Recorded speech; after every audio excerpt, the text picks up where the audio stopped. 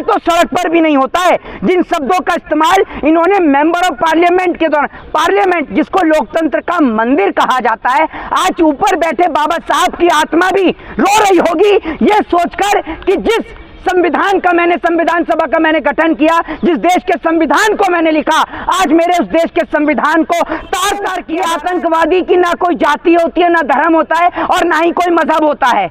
ऐसा एक सिंगल धर्म बताइए, एक ऐसी जाति बताइए और एक ऐसा मजहब बताइए जिसमें एक आतंकवादी ना हो, एक बलात्कारी ना हो, एक चोर ना हो, एक डकैत ना हो, एक लुटेरा ना हो।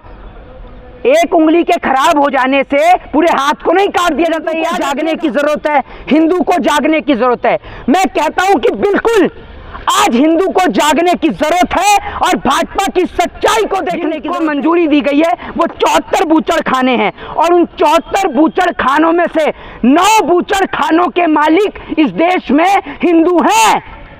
भारत आज बीफ निर्यात में 5वें नंबर पर आता है। ये आप सोच लीजिए, ये मेरे घर का डाटा नहीं है और जिसको मेरी बात पे यकीन नहीं है तो इसके राजगुरु सुखदेव और भगत सिंह भी रो रहे होंगे कि हमने किन के लिए इस देश में फांसी का फंदा चूम लिया, जो आज भी आपस में लड़ रहे हैं। और आप कहते हैं कि बम फेंकने वाले मुसलमान होते हैं। एक बात मुझे बताइए, वो अशफाक उल्लाह खां कौन थे जिन्होंने इस देश के लिए फांसी का फंदा चूमा? क्या वो मुसलमान नहीं थे? इस देश को 5 टन सोना देने वाले मीर उस्मान अली, क्या वो मुसलमान नहीं थे? दीजिए ना आप इन सवालों का जवाब। पर जनता के बीच कहता हूं कि आतंकवादी की ना कोई जाति होती है, ना धर्म होता है और ना ही कोई मजहब होता है।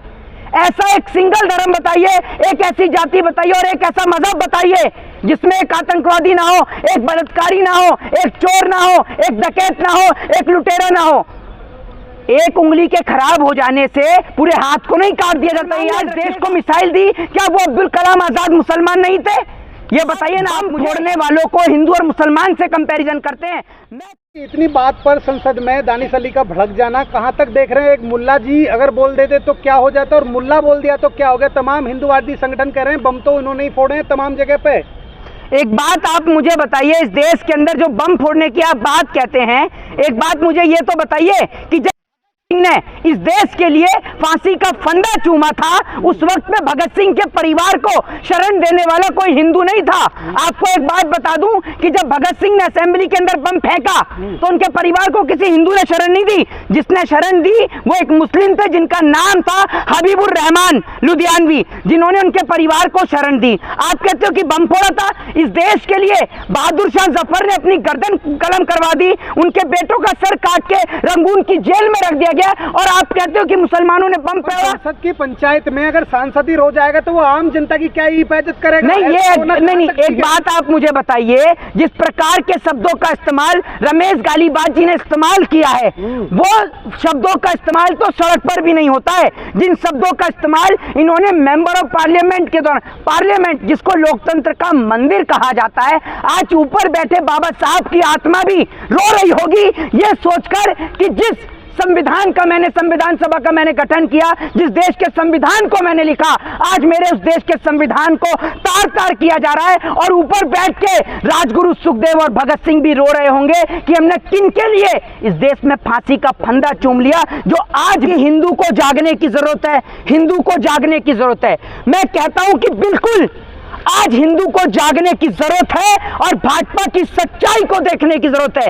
आज भारतीय जनता पार्टी को मैं आपको बता देता हूं, पूरी तरीके से आज एक्सपोज करूंगा। एक और इस देश के अंदर लोग सोचते हैं कि भारत देश में गाय को यानी गौ माता को राष्ट्रीय पशु घोषित क्यों नहीं किया जाता है। ये सबसे बड़ा सवाल है ना, जबकि गौ तस्करी के मामले में अब तक कई लोगों की जान जा चुकी है। देखा ही आपने, कानून तो सजा देता है या नहीं देता वो नहीं पता, लेकिन मॉब लिंचिंग के चलते, आरोप और शक के चलते कई नौजवान और युवकों की जान जा चुकी है। अब सुनते रहिएगा, देश के सबसे बड़े, और ये पहली बात मैं आपको बता दूं कि ये डाटा कहां का है। मेरे घर में डाटा पैदा नहीं होता है। अब सुन लीजिए डाटा पहले कहां का है, उसके बाद बताऊंगा। पहले बता दूं कि ये आंकड़े कहां के हैं। केंद्र सरकार के, ये व्हाट्सएप का नहीं आता, व्हाट्सएप के पढ़ने के लिए आप ही लोग काफी हैं। सुन लीजिए जो बता, इसीलिए आपको बता दूं, ये उथल मचा दी आपने एक सांसद के लेकर। अब सुन ही नहीं रहे हैं, डाटा सुन तो लीजिए, डाटा कहाँ का और कैसा है ये पहले मैं आपको बता दूं। ये केंद्र सरकार के वाणिज्य मंत्रालय की संस्था कृषि, मैं आपको बता दूं, कृषि खाद्य उत्पाद निर्यात विकास प्राधिकरण मैं आपको बता दूं कि वहां का ये डाटा है, आपको बता दूं कि भारत देश के अंदर जिनको मंजूरी दी गई है वो 74 बूचड़ खाने हैं, और उन 74 बूचड़ खानों में से 9 बूचड़ खानों के मालिक इस देश में हिंदू हैं। भारत आज बीफ निर्यात में 5वें नंबर पर आता है। ये आप सोच लीजिए, ये मेरे घर का डाटा नहीं है, और जिसको मेरी बात पे यकीन नहीं है तो इस पे रिसर्च कर लो। रिसर्च खैर आप नहीं कर पाएंगे। और आज बड़ा एक हंसी का विषय हो गया, कनाडा के चलते इनको कनाडा बैंक पर विरोध करना था भाजपाइयों को। ये बेचारे इतने अनपढ़ और जाहिल हैं और इतने गंवार हैं कि कनाडा बैंक के सामने विरोध करने लग गए। पढ़े लिखे ही नहीं है, इनको कनाडा और कनाडा में फर्क ही नहीं समझ में आता। ये इतने मानसिक संतुलन खराब व्यक्ति हैं। अब सुन लीजिए, भारत देश के सबसे बड़े बूचर खाने के मालिक एक हिंदू हैं, सुन लीजिए, और जिसका नाम क्या है। सबसे पहले मैं आपको बता देता हूं कि बूचर खाने का नाम क्या है, ये बता देता हूं आपको, ठीक है। इनके मालिक के इनका जो नाम है कंपनी का, वो नाम है अल कबीर प्राइवेट लिमिटेड कंपनी। ये इनका नाम है अल कबीर। अब अल कबीर से लोगों को लगेगा ये तो मुसलमान की है, नहीं, बिल्कुल नहीं। इसके मालिक एक हिंदू हैं जिनका नाम है सतीश सबरवाल। और आपको बता दूं, बीते साल में इन्होंने 650 करोड़ रुपए का व्यवसाय किया है बीफ से।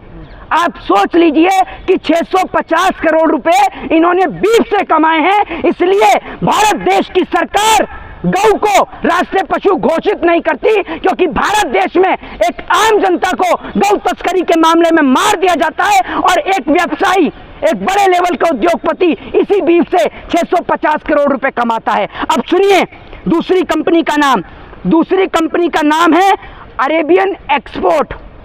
अब सुन के सबको लगेगा अरेबियन यानी अरब, अरेबियन मतलब अरब, तो सुन के लोगों को लगेगा कि भैया ये तो किसी मुस्लिम की निश्चित ही कंपनी होगी। नहीं, इस कंपनी के मालिक हैं सुनील कपूर, जी हाँ। और आपको बता दूं जिनका मुख्यालय महाराष्ट्र में है, मुंबई में है।